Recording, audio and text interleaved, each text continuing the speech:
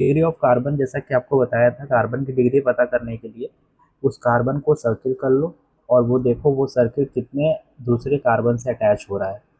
तो वो carbon directly जितने नंबर ऑफ कार्बन से अटैच होगा वही कार्बन की डिग्री होगी उस पर्टिकुलर कार्बन की। ठीक है। जहाँ पे हम लोग ने ये सब देखा था कि primary carbon, secondary carbon, tertiary carbon, quaternary carbon क्या क्या होते हैं।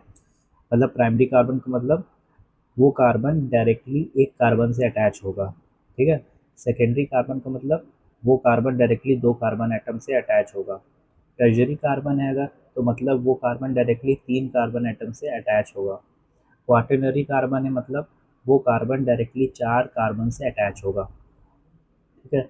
यहाँ पे एग्जाम्पल भी जैसा कि देख सकते हैं आप लोग, एग्जाम्पल में दिया हुआ है ये कार्बन एटम पर्टिकुलरली कितने एटम से जुड़ा हुआ है। ये देखिए एक कार्बन, दो कार्बन और तीन कार्बन, तीन कार्बन एटम से जुड़ा हुआ है। तीन कार्बन एटम से जुड़ा हुआ मतलब ये क्या है, 3 डिग्री कार्बन। ये क्या है, 3 डिग्री कार्बन। चलिए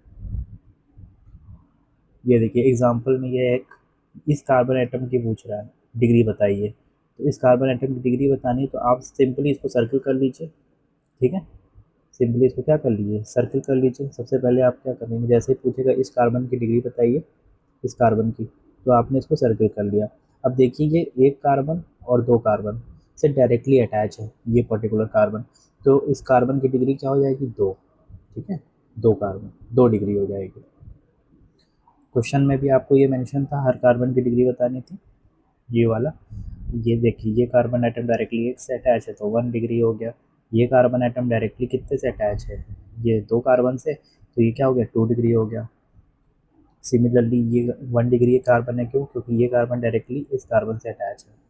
ठीक है। तो इस तरीके से ये डिग्री ऑफ कार्बन वाला कॉन्सेप्ट आपको क्लियर हो गया होगा कि वो कार्बन डायरेक्टली कितने नंबर ऑफ कार्बन एटम से अटैच है, वो उसकी डिग्री कहलाता है।